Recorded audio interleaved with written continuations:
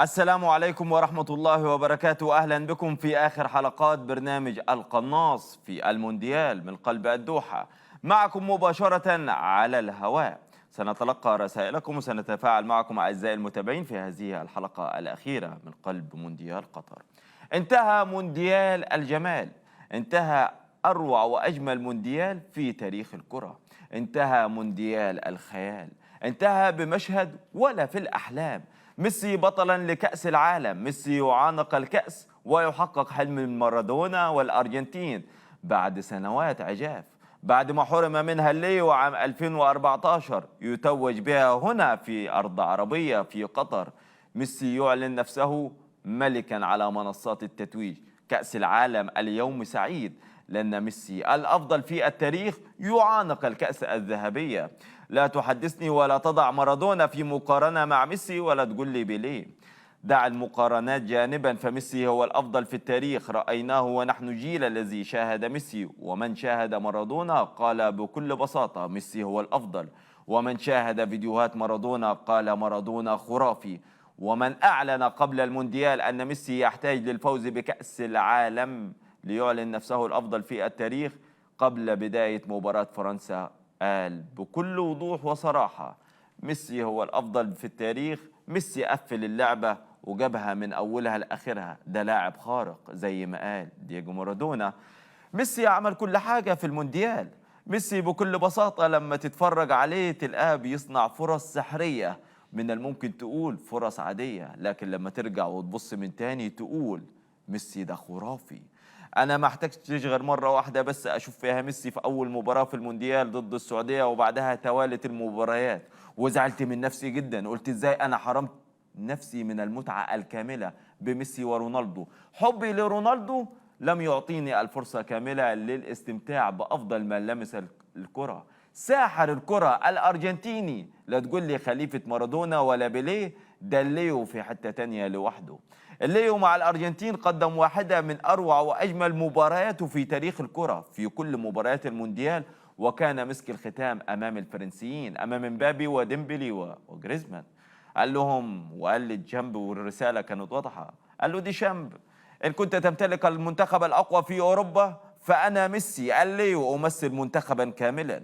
ديشامب إن كان منتخب الأرجنتين لا يمكن أن تضعه في الترشيحات للمنافسة في المنافسة بكأس العالم، فلنكن منطقيين. ميسي يبعثر كل الحسابات، ميسي يدمر كل أفكار المدربين، ميسي قادر على إفساد كل السيناريوهات التي يخطط لها أي منتخب أيا كان، حتى وإن كان الفرنسيين.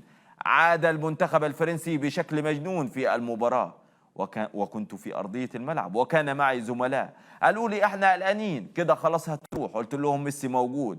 لما جاب ميسي الثالث قلت لهم ايه رأيكم في الكلام؟ قالوا لي بس برضه احنا لسه قلقانين. جاب مبابي جاب الثالث علشان يبقى مسجل 4 أهداف في المونديال، منهم 3 ضربات جزاء. مبابي بيسجل ومبابي لاعب خرافي، ولكن في وجود ميسي ما تكلمنيش عن أسماء. ميسي الكينج، ميسي الحدوتة، ميسي الحكاية، ميسي الرواية. وصدق هنا السلطان حفيظ دراجي، وهفجر لكم المفاجأة المدوية. لما قال أنا براهن على ميسي وبراهن على الأرجنتين، قلت له ده رايحين يقابلوا البرازيل أو الكروات. قال لي ما زلت مصمم على الرهان. أنا ونشوف بعد المونديال إيه اللي هيحصل. كسب الرهان رغم أنه هو توقع قبل بداية المونديال ان ميسي هو برضه هيكون بطل كأس العالم، رغم وجود منتخب استثنائي، منتخب اسطوري زي منتخب فرنسا. هنتكلم في مجموعة من التفاصيل، وهنتكلم في عدالة السماء اللي هبطت على أرضية ملعب لوسيل العملاق. أرضية ملعب لوسيل العملاق، انت وبتتفرج على المباراة بكل هدوء ننتظر الثأر من أجل المغرب أيضا. المنتخب المغربي الذي ظلم أمام المنتخب الفرنسي بمساعدة الحكم، والتاريخ لن يرحم الفرنسيين أن عبورهم على حساب أول منتخب عربي إفريقي يصعد لنصف نهائي المونديال كان بمساعدة الحكم المكسيكي راموس. كل التحية لليو، حبا في الليو وعشقا في كرة القدم تمنيناها لميسي، فكان المشهد الختامي خيالي. ميسي ملك اللعبة وكنجها والبرنس النهاردة في مونديال قطر، وهو بيستلم الكاس مع سمو الشيخ الأمير، سمو الأمير الشيخ تميم النهارده هو بيسلمه وهو لابس العباية زي ما انتم شايفين، حاجة ولا أروع، لابس الزي بتاعنا العربي القطري. النهارده تشوف مشهد خيالي، مشهد سيبقى خالد في التاريخ. هذه هي النسخة الأخيرة والأولى والأخيرة لميسي، وربما تتعثر الأرجنتين لعشرات السنين مرة أخرى حتى تتوج بكأس العالم. شكرا لليو، شكرا لقطر، شكرا على كل هذا الجمال والإبداع والروعة والخيال. لقد تجاوزتم حدود التوقعات ووصلتم لأعلى درجة في نقطة الخيال، ولم نتمكن من أن نرسم الصورة الذهنية في خيالنا حتى نرى هذا العجب اللي احنا شفناه في مونديال قطر. عجب العجاب، روعة وقمة في الجمال. أرحب بضيفي الكبير محلل بي إن سبورت وأحد النجوم الكبار في بي إن سبورت الأستاذ رمضان مسعد. برحب بيك يا أستاذ رمضان. اهلا يا حسام، ازيك يا استاذ حاتم؟ أخبار حضرتك؟ الحمد لله. منورنا في برنامج القناص وبتطل على المشاهدين، ولكن خليني أقول لك إن النهاردة كانت الملحمة كبيرة. توقعت إن ميسي يفوز بكأس العالم ولا كنت خايف من امبابي ورفاقه؟ في البدايه انا بتشرف اكون موجود معاك في البرنامج يا حسام. بالنسبه للتوقعات، تعرف دايما ان هي بتبقى صعبه والتوقعات فيها بتكون صعبه، لكن انا فعلا توقعت فوز الارجنتين باللقب لعده عوامل. السيناريو اللي بدأ به منتخب الأرجنتين البطولة، نجد أن المستوى في تصاعد حتى السقوط أمام السعودية في الدور الأول. المنتخب الأرجنتيني عاد قويا لأنها كانت عصرت أو كبوت جواد كما نقول، واستطاع أن يعود بقوة بعد ذلك ويقدم أداء قوي، وبالتالي السيناريو كان محسوم في اتجاه البرازيل. انا لم اراهن على في اتجاه الارجنتين، انا لم اراهن على منتخب فرنسا. كنت واثق ان الارجنتين ستفوز باللقب، حتى عندما تعادلت فرنسا في الدقائق الاخيره 3-3 قبل الذهاب الى ضربات الترجيح. تمام. انا عايز اسال حضرتك سؤال، انت كنت بتراهن على الارجنتين من باب ان المنتخب الارجنتيني يقدر ينافس المنتخب الفرنسي، ولا من باب ان هم بيمتلكوا ميسي؟ لا ليس بوجود ميسي فقط. المجموعه بتلعب من اجل اللقب، يعني الارجنتين عندها شغف كبير للفوز باللقب، لقب من 86 لم يفوزوا باللقب. هسأل حضرتك سؤال، لو ميسي ما كانش موجود كان المنتخب الارجنتيني يتمكن من الفوز بكأس العالم؟ المجموعه كلها بوجود ميسي، يعني لا نقلل من امكانيات ميسي زي ما لا نقلل من امكانيات لا ميسي. طبعا ميسي يعني طبعا، حاجه لكن حاله هو سؤال خاصه، واضح ومباشر. حاله خاصه في كره القدم. ميسي لاعب كبير بدون وأسطورة. ميسي الارجنتين كان في امكانها، كان سيكون صعب، لكن دائما النجوم يصنعون الفارق. دائما النجوم يصنعون الفارق. اعتقد ان كان ميسي في 86 مارادونا اخذ، يعني جاب الكاس للارجنتين، يعني قالوا مارادونا هو اللي جاب الكاس للارجنتين، ما قالوش المجموعه اللي معاه. وهذه البطوله ايضا بنفس السيناريو ستقول للاجيال القادمه ان ميسي اتى للارجنتين باللقب والنجمه الثالثه في قطر 2022. خلينا نكون متفقين على جزئيه، ايه هي؟ ان المنتخب الارجنتيني ده احب ميسي وحب فرصه ان احنا معانا ميسي. صحيح. فلازم نفوز بكاس عالم. صحيح، اللاعبين لعبوا من اجل الوطن ومن اجل ميسي، لانها البطوله الاخيره له في مسيرته. وهو قال لهم دي اخر مونديال، ده اخر مونديال انا بلعب فيه معاكم، ساعدوني وخلينا نكون مركزين علشان نفوز بكاس العالم. لاعبي المنتخب الارجنتيني امنوا بفكره واحده بس، احنا مش كل يوم هيبقى عندنا ميسي. صحيح. ولو ما قدرناش نفوز بكاس العالم في وجود ميسي يبقى احنا مش هنعرف نوصل لمنصة الذهب ابدا في المونديال. صحيح. حققت الارجنتين مبتغاها في مونديال قطر، وفاز ميسي باللقب في مسك الختام. اعتقد ان الارجنتين لو ظلت 50 عاما بعد الان لم تفز باللقب ستكون سعيده انها حققت هذا اللقب في وجود ميسي، لان من النادر ان تجد اسطوره كميسي او كمارادونا في صفوف المنتخب الارجنتيني حاليا او لاحقا. هؤلاء النجوم يعني لهم طبيعه خاصه وظروف خاصه. يعني اذا وجدنا، انت قلت المقارنه بين ميسي ومارادونا، مش عايزين نظلم حد. انت لو سالت ميسي نفسه، سالت ميسي مين الافضل، هيقول لك مارادونا. ليه؟ لان مارادونا هو من احبب ميسي واحبب اجيال في كره القدم. ومارادونا قال عن ميسي، قال له انا بنتظر منك كاس العالم، لانه يعلم اللاعب الكبير يعلم جيدا هويه اللاعب الكبير. صحيح. نعم. وكان دائما يشجعه. ولا تنسى ان مارادونا هو من اكتشف ميسي، وهو صحيح. من تبناه، وهو من وضع ميسي، وهو من اكتشف موهبته. وده برشلونة مع قصة مرضه اللي احنا عارفينها في بدايته. ميسي ومارادونا جزء لا يتجزأ من الموهبة الخام الإلهية. صحيح. ميسي ومارادونا في قصة أخرى، ولكن خلينا نكون واضحين وبكل بساطة نعطي للنجوم حقهم. صحيح. دي ماريا، خرج دي ماريا من المباراة، رأيت دي ماريا عندما خرج من المباراة. ماذا حدث للمنتخب الأرجنتيني؟ تحول المنتخب الفرنسي في المباراة واستطاع أن يعود. أنا أعتقد أنه كان رجع فعلا. كان تغيير يعني خاطئ من المدرب سكالوني. أخطأ سكالوني. نعم أخطأ. وتتفق معايا في جزئية؟ أتفق معك. هي اللي هي أنا كنت شايف إن كانت المفاجأة الكبيرة النهاردة في تحويل أسلوب اللعب ل 4-3-3 بشكل واضح وصريح، ونزول دي ماريا كانت مفاجأة قوية إن هو يلعب أساسي. حرر ميسي من الضغط بتاع الفرنسيين، انك انت مش هتقدر طول الوقت تحاصر ميسي. انت عندك دي ماريا اللي كان مفاجاه وقنبله، اللي الهدف تسبب في ركله جزاء، والهدف الثاني جه من خلاله.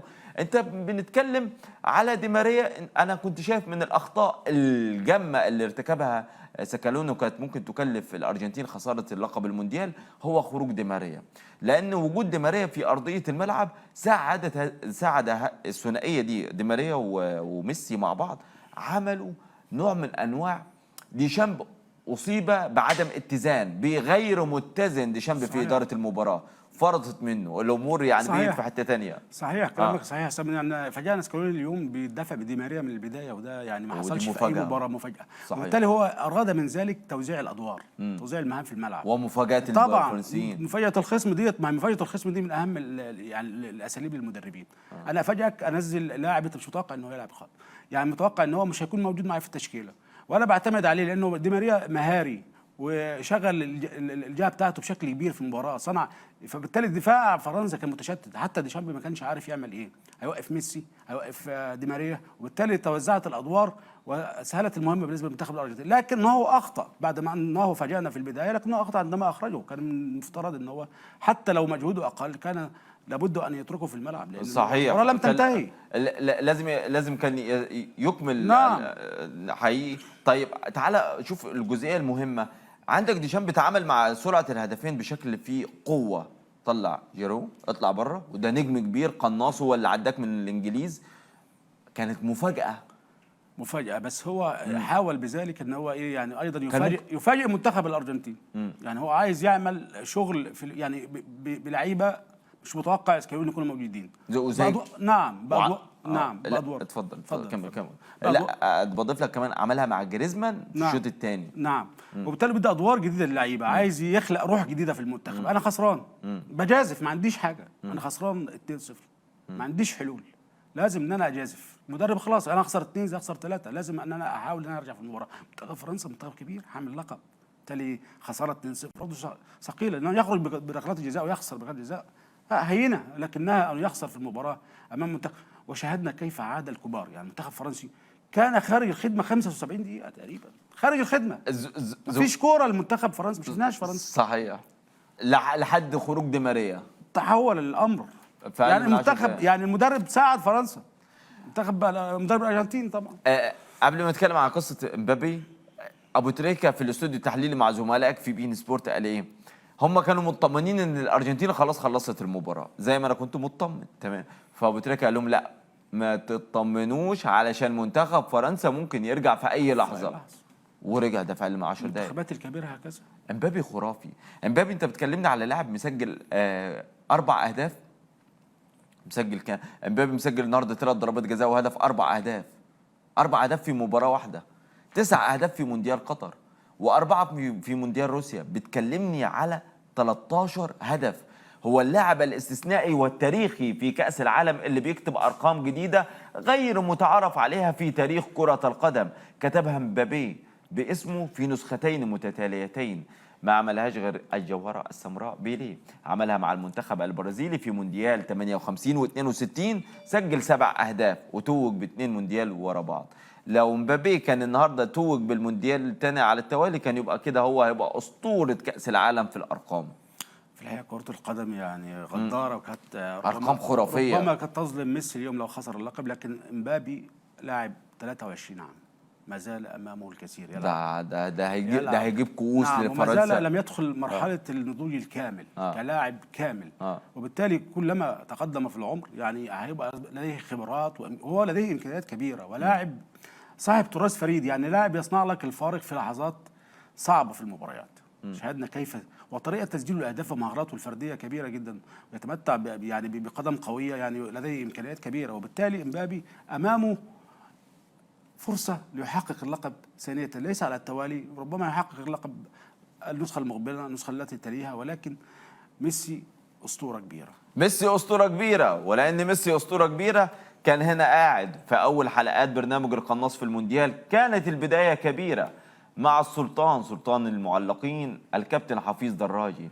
قلت له هنا هتحلق شعرك؟ قال بلاش الشعر. طب نحلق دقن؟ قلنا خلاص نخليها دقن ولا شعر. التحدي على مين؟ التحدي على ليو ميسي والأرجنتين. قال ايه السلطان؟ والنهارده انا قابلته بعد خروجي من ملعب المباراه، ملعب مباراه الارجنتين وفرنسا بعد تتويج المنتخب الارجنتيني بكاس العالم. انا وخارج لقيت في وشي صدفه الكابتن حفيظ دراجي. قلت له يا سلطان. قال لي شفت عرفت؟ قلت له انا شدت لك بالعشره وبصمت النهارده. سمعنا يا جوزيف. تبقى خارج من ملعب مباراة لوسيل والفينال وميسي يربح، واول من توقع هو السلطان ان ميسي هو بطل كاس العالم وسيسجل ضربة جزاء.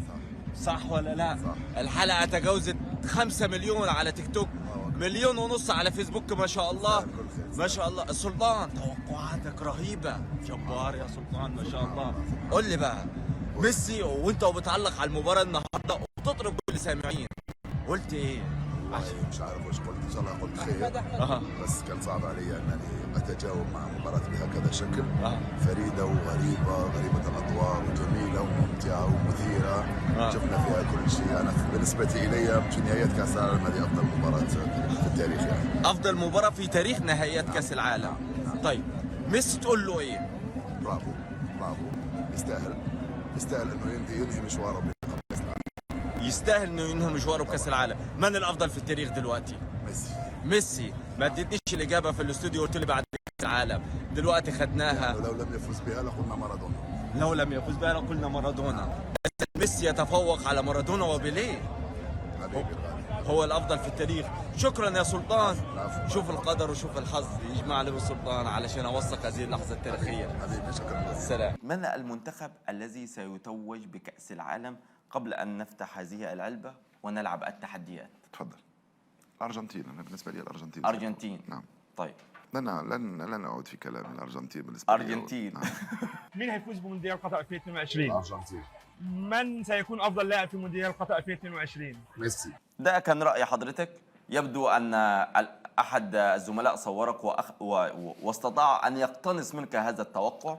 وبدأنا المونديال وأمام الأرجنتين ربما تكون هي مباراة ليست كانت في الحسبان. البرازيل، هل أنت ما زلت مصمم على رأيك؟ لا، قبل ذلك أنا قلت هذا الكلام حتى بعد خسارة الأرجنتين أمام السعودية في المباراة الأولى، وأصريت عليها وقلتها أيضا بعد تأهل للدور الثمانينائي، قلتها بعد تأهل للدور الربع.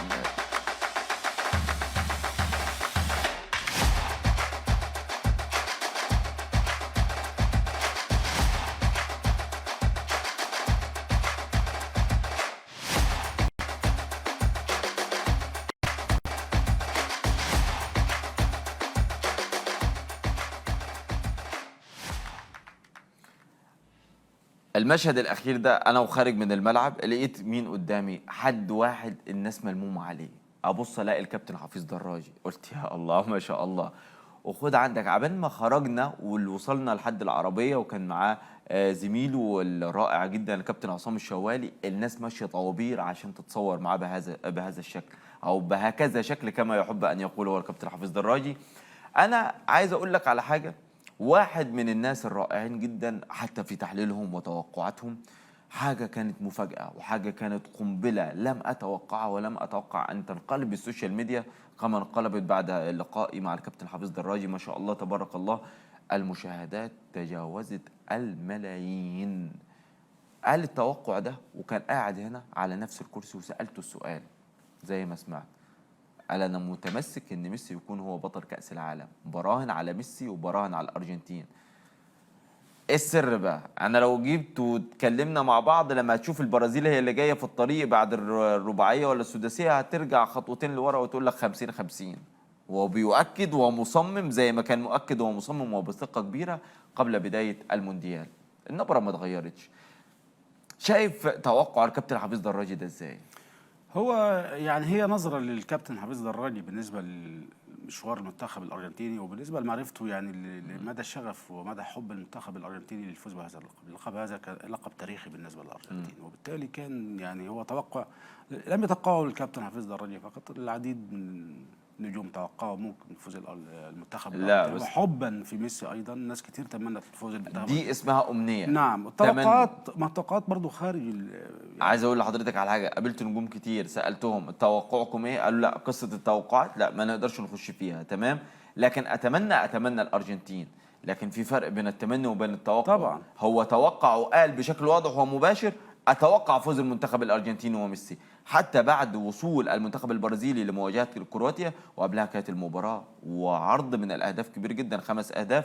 قلت له وسالته بشكل واضح وبسيط، قلت له ماذا إن كان المنتخب البرازيلي هو القادم للأرجنتين؟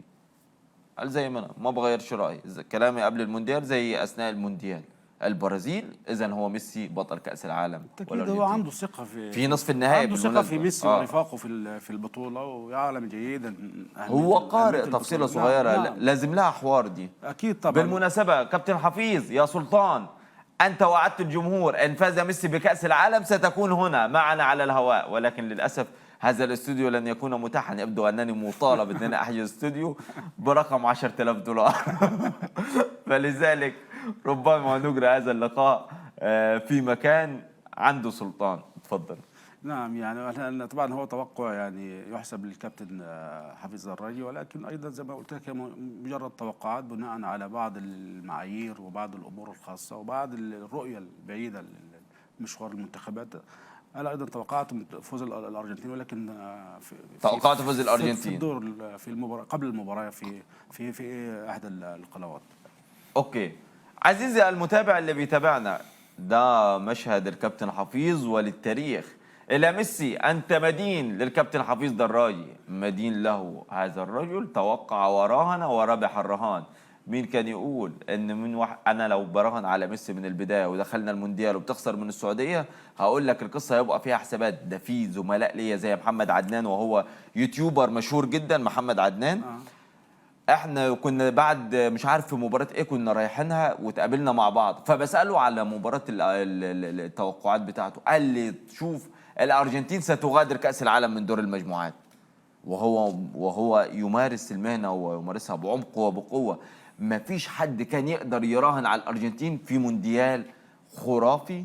يعني عايز اقول لك على حاجه، المونديال ده اصابنا بتوتر اعصاب. انا عايز اقول لك هو ده مونديال المفاجآت، طبعا، مونديال الاستثناءات، الاستثناء في كل شيء. يعني انت عارف المونديال قطر يعني. بس عايز قبل ما اقول دي، الوحيد اللي اكد على نفس كلام الكابتن حفيظ دراجي وهو ما كانش سامعه، عارف مين؟ هيرفي رينارد مدرب المنتخب السعودي. بعد فوز المنتخب السعودي على الارجنتين قالها صراحه: الارجنتين، نحن فزنا على المنتخب الارجنتيني، اذا نحن فزنا على المنتخب الذي سيتوج بكاس العالم. فجرها هيرفي رينارد، ولكن لم ياخذ الكثير بالهم من بين السطور. هيرفي رينارد قالها وهو مدرب كوتش واسم كبير. قال لو لعبنا مع المنتخب الارجنتيني. فانا وزنتها هنا وبتكلم على الكابتن حافظ. انا بدي اللقطه دي حقها ليه؟ لان دي واحده من لقطات المونديال واللقطات التاريخيه، مشاهد تاريخيه. قلت له انت المفروض يتم الاستعانه بك فين؟ هناك في الجزائر. هذا هيرفي رينارد مدرب بروفيسير. نعم. استاذ رمضان، هنتقل مع حضرتك لجزئيه اخرى، وهي المنتخبات العربيه. قبل ما نقفل ملف المنتخب الفرنسي والمنتخب الارجنتيني، حابب بس اقول جملتين ولو ليك تعليق عليهم. المنتخب الفرنسي فاز على المنتخب المنتخب المغربي. المنتخب الفرنسي فاز على المنتخب المغربي، والفوز كان بمساعدة الحكم المكسيكي. كلنا شفنا ده، والبعض اعترف وأقر بده. البعض من الصحف الأوروبية والأجنبية، من ضمنها صحيفة ليكيبا الفرنسية، عندما أبرزت تصريحات لواحدا من الأسماء الكبيرة من الحكام المعتزلين والخبراء في التحكيم، عندما أقر واعترف أن المنتخب المغربي له ضربتين جزاء. إذن ظلم المنتخب المغربي، فنزلت عدالة السماء وهبطت على ملعب لوسيل العملاق. مبروك لميسي ومبروك للمنتخب المغربي، أنتم في عيون كل العرب أبطال هذا المونديال مع ميسي. إن كان منتخبا يستحق أن يتقاسم المونديال مع ميسي، من؟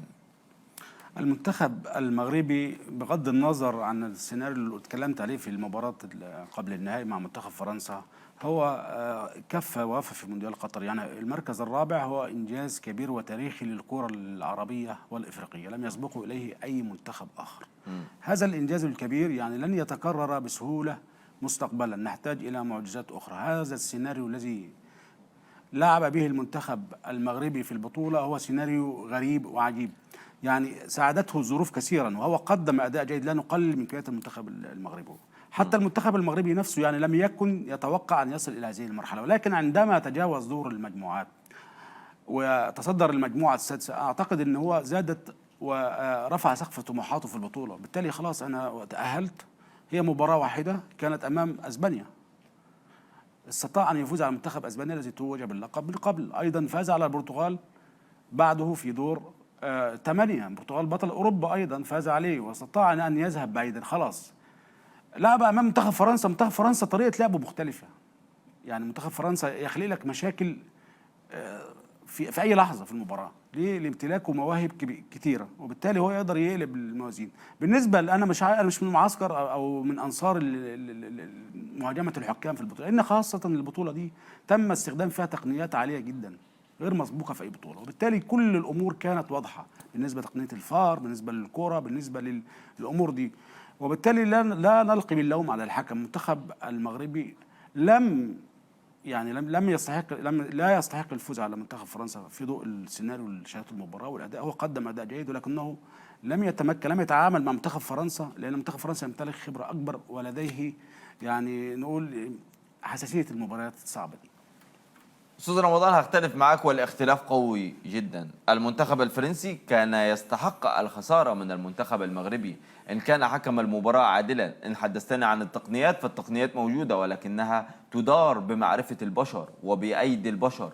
إذا كان هناك خسارة عن عمد أو هناك تعمد لخسارة المنتخب المغربي هذا الموضوع له أمور أخرى. كان هنا في هذا البرنامج ضيوف زملاء لحضرتك زي الأستاذ محمد الجزار، وفجر واحدة من الحاجات القوية جدا، والأستاذ عصام بحيري قالوا، وأنا بتفق، أن جزء قال المراهنات وجزء آخر قال لك لا، هم مش هيخلوا أي منتخب عربي إفريقي يتوج بكأس العالم. أشرف حكيمي ذهب لجيان إيفانتينو قال له أنتم ستبقون ضد العرب وضد الأفارقة وآسيا كلها، ولن يفوز أحد عربي إفريقي آسيوي بكأس العالم. الحسابات هي حسابات مالية، الحسابات ربما تكون أكبر من هذه التفاصيل والجزئيات اللي احنا بنتكلم فيها. ولكن إن اتكلمنا، نعم أتفق معك في جزئية أن المنتخب المغربي لم يتوقع أحد له أن يتصدر مجموعة الموت أو حتى يعبر من مجموعة الموت. يفوز على المنتخب البلجيكي في مفاجأة مدوية، يتعادل مع ثاني العالم في المباراة الأولى منتخب كرواتيا، ثم تنتهي هذه الملحمة بأن المنتخب المغربي متصدر هذه المجموعة وهي مجموعة الموت، ثم تنتقل إلى المباراة الإسبان. خلاص قالوا صدفة في اللي فات لما دخلنا على الإسبان وقال لك خلاص انتهى وقت المفاجآت. خرج المنتخب الإسباني فرحل لويس إنريكي، ثم اعترف إنريكي أن واحد من أفضل اللاعبين أناحي الذي يرتدي رقم 8 هو الأفضل وأفضل من منتخب أسبانيا ربما بالكامل. ده تصريح إنريكي قالوا لزميل حضرتك أسامة بن عبد الله، قاله له حرفيا ونقل هنا للسادة المشاهدين من خلال برنامج القناص مباشرة على الهواء، وده كان انفراد. ثم ننتقل إلى مباراة البرتغال. سانتوس ماذا قدم المغرب في مباراة البرتغال؟ سقط المنتخب البرتغالي. كان المغرب أفضل؟ هل كان المغرب أفضل؟ المنتخب المغربي كان الأقدر بالفوز على المنتخب البرتغالي. كان الأقدر والأفضل في أمام المنتخب البرتغالي. ليس الأفضل دائما من يفوز. بالعكس البرتغال كانت مستحوذة على المباراة وكانت الأفضل في السيطرة على المباراة. المغرب سجل هدف ومن ثم أغلق مباريات المونديال تكسب ولا تلعب. نعم، أنا بقول لك مين الأفضل. تكسب ولا تلعب. صحيح. وفي مباراة صحيح يحسب للمدرب وليد الركراكي أيضا طبعا تعامل بذكاء وبقوة. وماذا عن مباراة الثالث والرابع؟ مباراة فرنسا لا. نذهب إلى مباراة فرنسا. في مباراة فرنسا هي مباراة لعبت بندية من جانب المنتخب الفرنسي والمنتخب المغربي، وله كل الاحترام المنتخب الفرنسي، ولكن عندما ترى بطل العالم أمام منتخب أساسا لم يتأهل أبدا على الإطلاق من القارة السمراء منتخبا إلى نصف نهائي المونديال، وفجأة تلاقي المنتخب المغربي بيصطدم مع بطل كأس العالم ويواجه مبابي وديمبلي وجريزمان وديشامب وكل هؤلاء الكوكبة من اللاعبين نداً بند، هذه الصدمة ثم نعم. تجد أن الحكم المكسيكي يمنحهم يتغاضى عن ركلة جزاء أولى وثانية، ودي أخطاء تحكيمية واردة في كرة القدم. ولكن هناك يعني ربما يكون هناك عمد في هذا الأمر، ربما يكون لا يوجد هناك تعمد، ولكن التاريخ سيكتب أن مبابي، ديمبلي، جريزمان، المنتخب بطل العالم وحامل اللقب، انتصر على المنتخب المغربي لأن الحكم المكسيكي تغاضى عن ركلتي جزاء. دي الجملة لا تبقى خالدة في التاريخ، ودي الجملة الحقيقية. التاريخ سيكتب أن فرنسا فازت على المغرب، ولن يذكر الحكم المباراة، ولن يذكر التاريخ لا الأخطاء. ينسى. لا لن يذكر التاريخ لا ينسى لن مثل يذكر هذه الأخطاء، المواقف. لأن لا. هذه الأخطاء واردة. نحن بشر. الحكم في مونديال روسيا إذا كان خطأ، هل التاريخ تناسى؟ وهل خسرت المغرب؟ المغرب خسرت من كرواتيا على المركز الثالث أيضا بالحكم. لا، في هذا ما قاله رئيس الاتحاد المغربي، قال لا. أن الحكم يعني هاجم الحكم القطري الذي أدار عبد الرحمن لا، في مباراة الجاسم. كرواتيا، لا نعم. في مباراة كرواتيا طالما سألتني حضرتك سألتني. نعم. في مباراة كرواتيا المنتخب المغربي خلاص، أنا قبل المباراة قلت معنوياته هبطت وخلاص، واللعيبة أرهقت وأجهدت، فالموضوع هناك يا منتهي. عزيزي هناك رقم مركز ثالث، ميدالية برونزية، أن تكون من هناك ضمن مبلغ الأربعة. مالي. أن تكون من ضمن نعم هناك الأربعة. مبلغ مالي أكبر، هناك جوائز ومكافآت أكثر، وبالتالي كان لا الحافز يوجد. موجود أمام منتخب المغرب. لا تقل لي أن لا. الحافز لا. ذهب. لا أستاذ رمضان، منتخب المغرب لم يكن مرشحا أبدا أن يذهب إلى هذه الأدوار. ده حقيقي.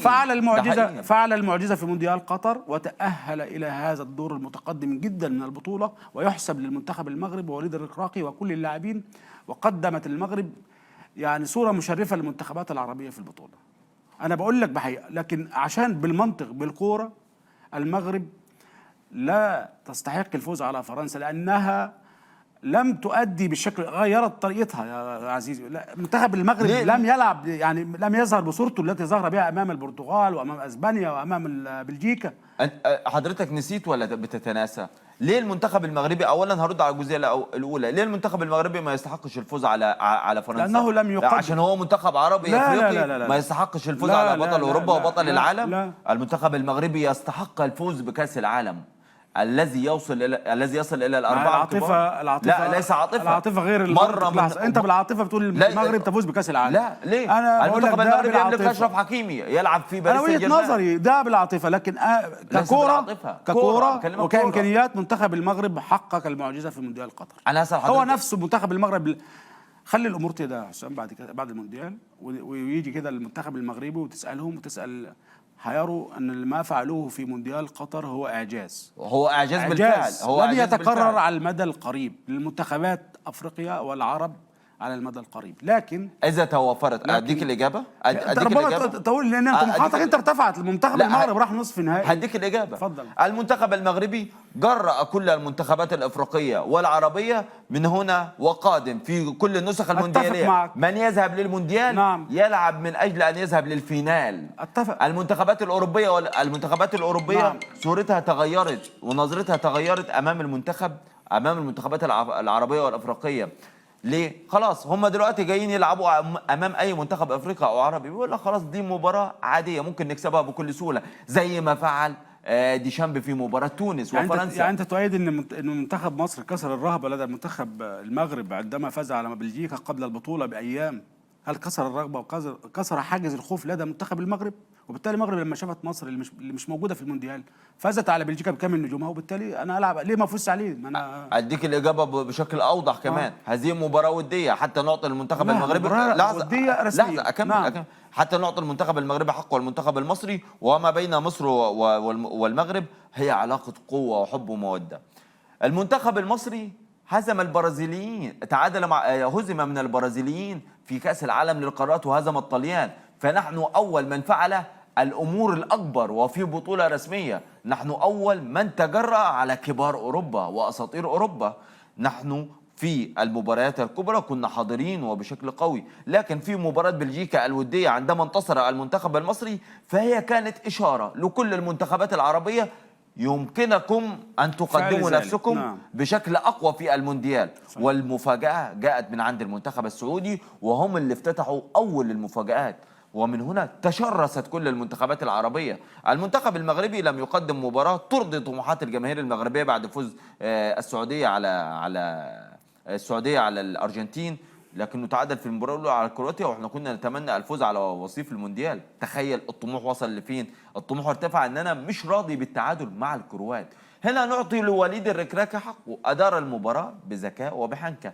النقطه الثانيه اللي حضرتك بتتكلم فيها، وان المنتخب المغربي في مباراه كرواتيا، في مباراه تحديد المركز الثالث والرابع، المنتخب المغربي كانت أصابته الكثير من الإجهادات. المنتخب المغربي يلعب له سفيان مرابط أفضل لاعب وسط في الميدان بإعلان رئيس فرنسا مباشرة بعد مباراة فرنسا لما ننزل له في غرفة خلع الملابس، قال له أنت الأفضل في المونديال، أنت أفضل لاعب وسط رأيته في كأس العالم.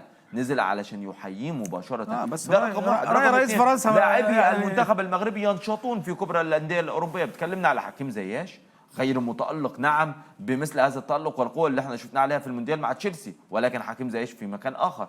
تكلمنا على ياسين بونو، حارس عملاق ومع اشبيليه اوروبا كلها تعرف من هو ياسين بونو.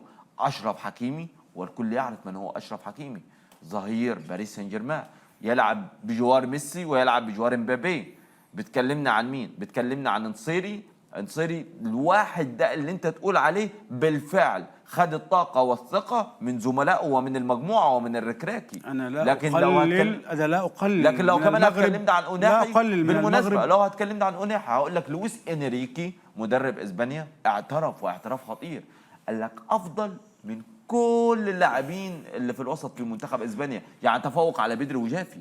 بتكلمنا على برشلونة اللي بتجري ورا اوناحي، بتكلمنا على ليفربول اللي عايز ياخد امرابط، بتكلمني على ياسين بونو اللي هتلقى بايرن بيفاوضوا من ناحيه وهتلقى انديه اخرى انجليزيه. لا، خلينا نعطي نفسنا حقنا وخلينا نثق في نفسنا وفي قدراتنا. احنا منتخب قوي كمنتخب مغربي، واحنا كمنتخب مصر. المغاربه هنا زعلانين يقولوا ليه مصر مش ازاي مصر زعلانين على مصر انها مش بتلعب في كاس العالم. بيقولوا عندنا محمد صلاح وما نلعبش كاس عالم ازاي؟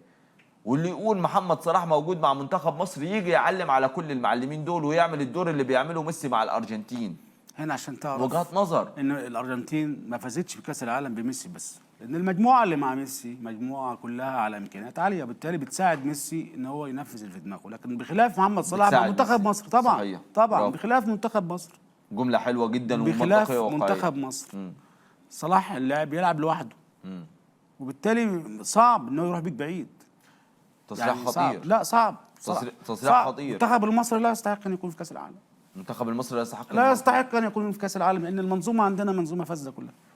المنظومه في مصر كلها منظومه فاسده. يعني هو الاستاذ رمضان بيقول ان الفرق ما بين ميسي مع الارجنتين ومحمد صلاح مع منتخب مصر ان المنتخب الارجنتيني المجموعه اللي معاه بتساعد ميسي ان هو ينفذ. بالعكس بقى المجموعه اللي محمد صلاح هي اللي بتنزل من محمد صلاح. بالعكس مع ان لا تعالى شوف بقى ما يكون محمد صلاح يلعب عشان ما نظلمش حد. خد محمد صلاح في النادي مع ليفربول، شوفوا ازاي ماشي. ما احنا عارفين في الدوري، في دوري ابطال، في اي مكان. انا معاك. خد محمد صلاح حطه اي نادي في اوروبا هتلاقي نفس محمد صلاح. انا معاك. لكن خده مع منتخب مصر لا، المجموعه ما بتساعدوش، المجموعه بتقلل من محمد صلاح. بالتالي احنا مش عايزين نعتمد على محمد صلاح بس. احنا ان كان عندنا محمد صلاح واحد، مصر تستحق 100 محمد صلاح.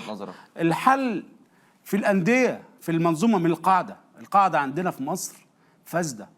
يا عزيزي المواهب، انا بقول لك المواهب في مصر ما تلعبش غير بالواسطه او بدافع الاموال. انا بقول لك استاذ اذا كان محمد صلاح فعندك 100 محمد صلاح في مصر ما واجهتش الفرصه. هنتكلم بجد ولا اتكلم يعني لا احنا بنتكلم بجد. خلاص خلينا نتكلم بقى، اديني فرصتك. لا بس لحظه، انا اديني فرصتي اتكلم. انا اللي اتحمل مسؤوليه. انا بتكلم بقول لك في مصر القاعده في مصر كلها قايمه على فساد.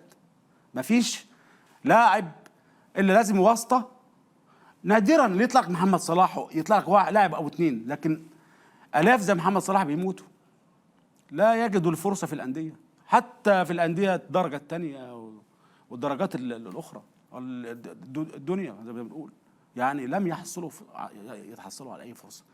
مواهب تقتل في مصر. مصر بلد مليئه بالمواهب. احنا اللي علمنا العرب وافريقيا الكوره مصر، لكن للاسف احنا تراجعنا للخلف 1000 سنه بسبب المنظومه والقاعده. تخيل انت لو عندك قاعده في مصر، قاعده سليمه بعيده عن، يعني حسب الموهبه. انا اتوقع ان ممكن نطلع 10 صلاح كل سنه. 10 صلاح. 10 صلاح. انا بقول لك 10 صلاح. صلاح مش اعجاز. احنا عندنا افضل من صلاح. انت لو سالت صلاح يقول لك كان في لعيبه معايا افضل مني كان مع محمد ابراهيم وكان مع كهربا وكان مع كتير صلاح مش عايزين طبعاً. دي طبعاً. قضيه شائكه فعلا يعني. لكن انا عشان الاجيال، انا بقول كلمه حق اتحاسب لكن عليها لا. عشان الاجيال اللي في مصر، والكلمه دي توصل لحد يكون عنده ضمير. القاعده في مصر عايزه تتفرمط، القاعده في مصر عايزه تتغير. لازم ندعم القاعده، لازم يكون عندنا ناس يا عزيزي. احنا عندنا كام نجم في مصر اللي بطلوا كوره؟ كتير، صح؟ صح؟ اتحاد الكوره ده، الناس دي لو اشتغلت مع اتحاد الكوره وانا خليت كل 10 نجوم في محافظه من محافظات مصر، وانا اقول له تعالى طلع لي، بس انا مش عايزك تطلع لي 20 لاعب، انا عايز تطلع لي لاعب برؤيه فنيه، طلع لي لاعب يخدم البلد. هتلاقي عندك 10 لعيبه واكتر في كل محافظه، تلاقي اكتر من 100 لاعب عندك في مصر. هتبقى منتخب قوي. انا بكلمك توفرت والامكانيات موجوده في مصر، لكن للاسف المنظومه تدار للخلف لمصالح خاصه وامور اخرى يعني مش نتكلم فيها. استاذ رمضان، نتكلم على نقطه مهمه جدا وغايه في الخطوره، وهي ان الكشافين اللي يقصدها انك انت لو رجعت زي زمان الكشافين هيطلعوا لك بيبو وهيطلعوا لك حسن شحاته وهيطلعوا لك محمد صلاح. ما محمد صلاح هو اكتشاف برضو من الاكتشافات. الموضوع بالنسبة لنا في المواهب في مصر نحتاج ان احنا نطبق التجربة المغربية، تجربة المدرسة، مدرسة محمد السادس، أكاديمية بس انا عايز اقول لك زي ما يروج ان الاكاديمية مش الاكاديمية بس، كل اللعيبة الموجودة في منتخب المغرب كلها تلعب في اوروبا. لو كانت على اكاديميات فقطر كانت بطلة كأس العالم، لان قطر تملك افضل اكاديمية، مش عايز اقول لك في العالم، لكرة القدم. اكاديمية سباير هذه افضل اكاديمية يعمل فيها افضل النجوم. هذه الأكاديمية تم افتتاحها في 2004. مين اللي افتتح الأكاديمية؟ تعرف؟ يا أستاذ رمضان، تعرف ربما مارادونا وبليه. ربما الأكاديمية موجودة، ولكن لسه لم يتوفر الأجيال. قطر لا تملك القاعدة العريضة، القاعدة من اللاعبين، القاعدة العريضة من اللاعبين، لذلك هذه المشكلة في قطر. لكن بالنسبة لمصر أنت عندك قاعدة كبيرة من اللاعبين ومن النجوم. أنت عندك الصعيد، لازم نستغلها. عندك الصعيد وعندك الدلتا، ذهب مدفون بالفعل في القرى وفي النجوع وفي ربوع مصر، في كل ربوع مصر بالفعل يدفن النجوم، في كل قريه يدفن نجم يا استاذ حسام. انا بكلمك عن تجربه، انا متفق معاك. وانا من هنا بوجه رسالتي للساده المسؤولين في اتحاد الكوره، حد يسمعنا. في مشروع كمان اتعمل حلو في مصر، وباذن الله المشروع ده يتم ترجمته على ارض الواقع بشكل احترافي، وهيبقى موهبه تفرض نفسها. كابتن مصر المشروع دوت، واقول لكم عليه، ده اسمه كابتن مصر. كابتن مصر ده من خلال وزارة الشباب والرياضة متبنياه، وأعلى جهات في البلد متبنياه، علشان خاطر تطلع من كابتن مصر دوت إيه؟ المواهب فقط، بدون محسوبية أو واسطة. ما هو بص، أو مقابل مادي. ده بالعكس، أنا لازم اللعيبة الصغيرة دي، الأجيال الشباب الصغيرين دول، ده بقول لك احنا ندفع ليهم، ده بقول لك مش ناخد منهم. ده بقول لك تحت جهة رسمية. ما أنا بقول لك لا، ما أنا مش عايز الأمور توصل للجانب المادي. جهة رسمية زي مين؟ زي وزارة الشباب والرياضة. مش هتاخد من حد جنيه، هو كل الهدف البحث عن المواهب. الدولة تسعى انها ترعى هؤلاء اللاعبين وهؤلاء المواهب المدفونة، والرئيس عبد الفتاح السيسي بنفسه هو من الناس اللي بتتبنى الفكرة دي وبتتبنى هذا المشروع الكبير، لأنه ده كله بيقام تحت رعايته. أنت مش ملاحظ حاجة؟ النجوم الكبار في مصر اللي احترفوا في أوروبا مين؟ زي مين؟ لا، ما هو لا بس عشان في سؤال تاني. اللي في اوروبا في الوقت مثلا الحالي اللي احترفوا من قبل والان، يعني ادي لي 3 4 زمان يعني مثلا، يعني لا، مع ميدو، لا، في هاني رمزي وفي حسام حسن وفي ابراهيم حسن، اوكي، وفي عدد. طيب بالنسبه الابرز اللي هو ميدو وصلاح كانوا الابرز، هم الابرز في الناس اللي وعمرو زكي في الفتره الاخيره، ماشي، واحمد المحمدي. اكيد. بص، صلاح من المقاولين ومن الانديه تحت، صح؟ ميدو ساب الزمالك وراح، صح؟ يعني بالتالي احنا الانديه الكبيره او الانديه الكبيره في مصر ما قدمتش حاجه، ما طلعتليش نجم كبير احترف في اوروبا. خليك صريح مع نفسك. يعني انت شايف ان انا شايف الانديه سواء اهلي او زمالك داخلين في صراعات يعني لا طائل منها. يعني انا مش عارف احنا بنحارب في بعض ليه؟ يعني انا مش عارف، يعني زمالك ولا اهلي؟ يا عمي لا اهلي ولا زمالك، في مصر وفي لعيبه، في مصلحه كوره في البلد. وعلشان كده مصر سابت الاهلي والزمالك جانبا، وقالت احنا هنعمل المشروع بتاع المواهب، مشروع كابتن مصر، واحنا هنتبنى هذا المشروع حتى نفرز العديد من المواهب ونصدرها لاوروبا، حتى نمتلك جيلا قويا باذن الله نراه بطلا لكاس العالم في القريب وليس في الزمن البعيد. نتمنى ان نعيش ونعاصر هذا الحلم الكبير مع منتخبنا المصري، ولما لا، ونحن نمتلك محمد صلاح كينج اللعبة وأسطورة أوروبا. أعزائي المتابعين، أستاذ رمضان مسعد، أنا بشكرك جدا، واحد من النجوم المتألقين هنا على بي إن سبورت. أنا بشكره على الحضور، بشكرك على التألق. انا سعيد جدا اني موجود معاك النهارده، والواحد فضفض وقال اللي في قلبه يعني. أنا مبسوط. كان نفسي كود الفتره اطول شويه عشان الواحد يغوص في الاجواء المصريه شويه. الواحد هقول لحضرتك مصر وحشاني. هقول لحضرتك على حاجة. طاقم العمل اللي ورا الكاميرات، من مصورين إلى مخرجين إلى فنيين صوت إلى إضاءة، كلهم لبنانيين وكلهم مرتبطين على سفر، لأن الاستوديو ده هيتفك وكل حاجة هتتفك. وإحنا آخر برنامج ليكتب التاريخ أن آخر برنامج طلع على الشاشة مباشرة وعلى الهواء من داخل المركز الإعلامي هنا في مشيرب كان برنامج القناص. مرة من هنا برامج وقنوات كبيرة عملاقة في أوروبا، وواحد من هذه البرامج بفضل الله سبحانه وتعالى برنامج القناص مع حسام هيكل. كانت تغطية رائعة وتجربة استثنائية وكانت خيالية، ولم أتوقع قبل أن أتي إلى قطر أن يكون كل هذا الجمال في انتظاري. ضيوف وإنتاج وإخراج وإستوديو وجمهور بالملايين ما شاء الله تبارك الله يتابع ويتفاعل مع الحلقات. فأنا بشكركم، دي كلها أشياء جميلة، دي كلها هدايا ربانية من عند المولى سبحانه وتعالى. ويعلم الله أننا نحاول دائما أن نقدم ما هو الأفضل دائما في الإعلام، وحتى هذه اللحظة لم نتمكن من الوصول إلى ما نريده لنقدمه لحضرتك من وجبة إعلامية. نحن نحاول ومستمرون في المحاولة، لعلنا نصل سويا أعزائي المتابعين. فأنتم أصدقائي، وكما قلت قبل المونديال أنتم الظهر والسند، أنتم رفقائي ورفقاء دربي. شكرا للمتابعة وشكرا للدعم الكبير، فلا شكر يوفيكم حقكم على كل هذا الدعم. التعليق واللايك والشير دي كلها أمور من أمور الدعم، أنا بشكركم عليها جدا. بطلب من زملائي كلهم الطاقم اللبناني يتفضلوا هنا في الاستوديو، لازم أشكرهم على الهواء مباشرة، لازم أتقدم ليهم بكل الشكر. زميلي الأستاذ جوزيف، الأستاذ باسم جابر المخرج اللبناني الغير موجود ولكنه حاضرا، لكنه غائبا ولكنه حاضرا، وهو الذي أخرج العديد من حلقات القناص في المونديال خلال الفترة الماضية.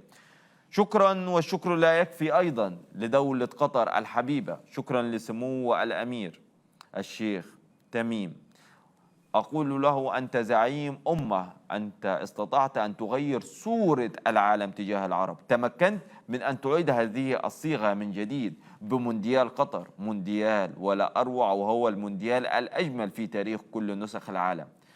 وأكاد أن أجزم أن كل دول أوروبا لن تتمكن من تقديم مثل هذه النسخة الرائعة والإبداعية والخيالية.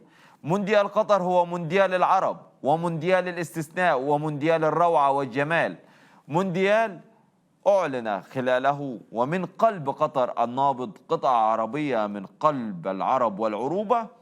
نقول لكل العالم ما رأيكم في قطر؟ سألت معظم الجماهير التي حضرت إلى قطر فكان الجواب ببساطة: وهل الجمال يوصف بكلمات؟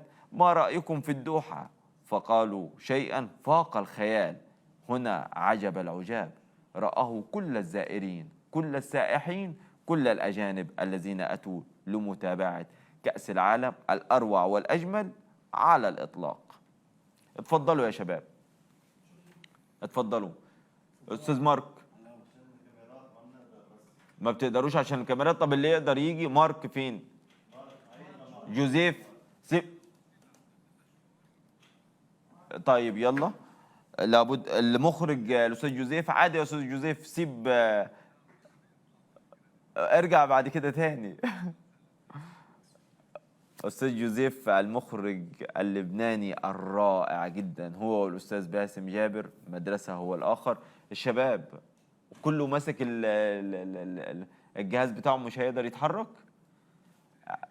احترافية يا جماعة، كل واحد قاعد على الجهاز بتاعه، الفن، الصوت، السي جي، الإضاءة إلى آخره، فمحدش ينفع يسيب مكانه ويجي هنا علشان يطلع. فلذلك أنا بشكرهم على الهواء مباشرة، وبطلب من زميلي جوزيف إن هو ينزل التتر علشان تعرفوا إن الناس دي مجموعة من الأشخاص المحترفين جدا. أنا على المستوى الشخصي استمتعت بالعمل معاهم واستمتعت جدا، وأيضا كل التحية والشكر والتقدير إلى كل المسؤولين هنا في اللجنة المنظمة، اللجنة الإعلامية، وعلى رأس هؤلاء الأستاذ والكابتن علي الزين. له مني كل التحية والشكر والتقدير.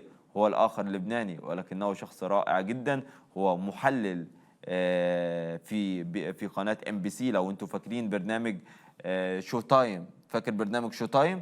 نجمه كان الكابتن علي الزين. له مني كل التحية والتقدير. شكرا لكم أعزائي المتابعين، وأختم كلامي بالصلاة على الحبيب سيدنا محمد وعلى آله وصحبه وسلم، والحمد لله رب العالمين. السلام.